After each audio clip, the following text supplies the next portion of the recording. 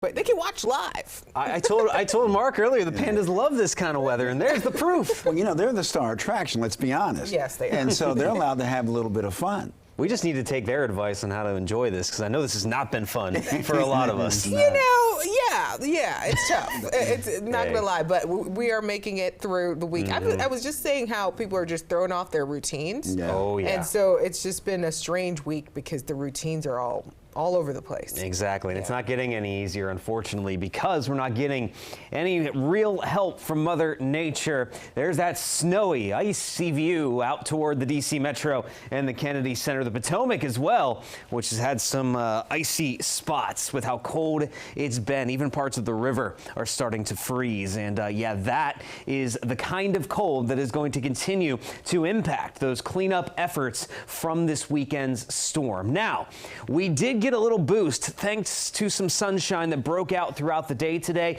And D.C., hey, we're at 30 degrees this hour, fairly close to that freezing mark, but not quite there. As you look down toward Culpeper and Fredericksburg, down towards Central Virginia is where you're more likely to find those temperatures right at freezing. Meanwhile, it's still in the mid-20s as you head off to the north. Now, one thing that's been in our favor today, the wind, it let up a good bit as compared to what we dealt with on Monday, and it's in a favorable direction coming out of the southwest, but this Arctic air continues to have such a grip on the area that even a southwesterly wind is not making much of a difference. And even though we only have winds around 5 to 10 miles per hour, the wind chill is still in the teens, if not the low 20s, for the majority of the area. And of course, it's colder once you head out toward the mountains. And as we head into the night tonight, well, there's another front swinging our direction. It's not really bringing much precipitation, a few mountain snow showers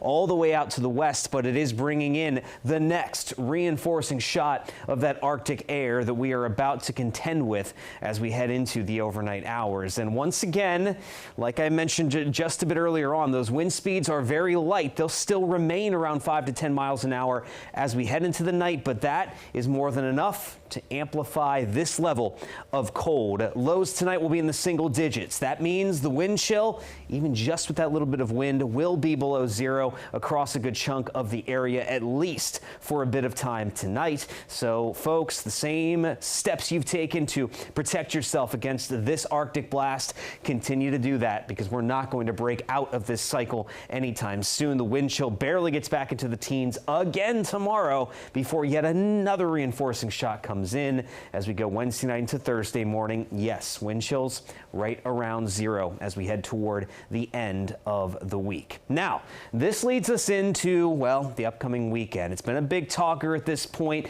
and it's something that we do need to mention here because, yes, it does appear likely that a storm will form down along the Gulf Coast over toward the Carolinas. Now, there will be plenty of cold over the DMV once again. This Arctic air isn't going anywhere by Saturday and Sunday. But this is one of those scenarios. This is very different than what we dealt with this past weekend. That was a different type of storm that crossed the entire country. As this one forms, it could take a number of paths. One of those would be a far western track, which would move the center of the storm over the DMV and produce a wide range mixed precipitation out there, snow, sleet to freezing rain. This is the least likely scenario. The next, we would be right on that knife's edge, folks, to where this storm would hug the coast. And if it takes the exact right path just far enough west, we'd get a major nor'easter, a major snowstorm in the DMV. If it's slightly more east, it just misses us with a few inches of snow across the eastern shore. But what's most likely here?